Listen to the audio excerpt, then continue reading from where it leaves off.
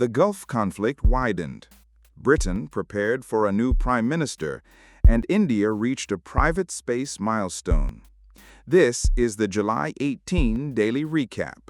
In world politics, China rejected President Trump's election interference allegations, while SCMP reported the declassified records do not substantiate claims that Beijing stole 220 million voter files or manipulated the 2020 vote.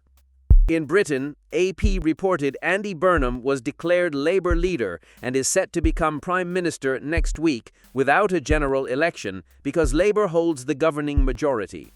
And in the Pacific, the U.S. voiced concern after Papua New Guinea ordered Taiwan's office closed. In war and conflict, Reuters reported Iran renewed attacks on U.S. Gulf allies after a seventh straight night of U.S. strikes on Iranian military sites, with the Strait of Hormuz again central to the standoff.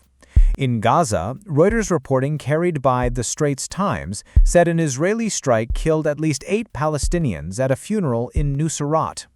And Le Monde reported Russia launched 7 missiles and 90 drones at Ukraine overnight, while Ukrainian forces claimed new strikes on Russia's Shadow Fleet shipping. For good news, India's private space sector had a major milestone. The Straits Times carrying Reuters reported Skyroot's Vikram 1 reached a 450-kilometer orbit on India's first private orbital rocket mission. BBC Gujarati reported India's first hydrogen train is designed for pollution-free operation with a 1200-kilowatt fuel cell.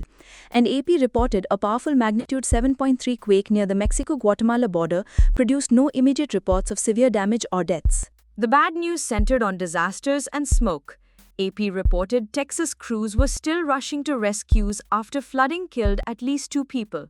Reuters reported a flash flood in northern Vietnam killed at least 4, left 4 missing, and injured 7.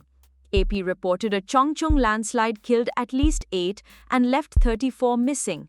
And AP said wildfire smoke from Canada and Minnesota pushed unhealthy air into the U.S. Great Lakes, Northeast, Mid-Atlantic, and Washington.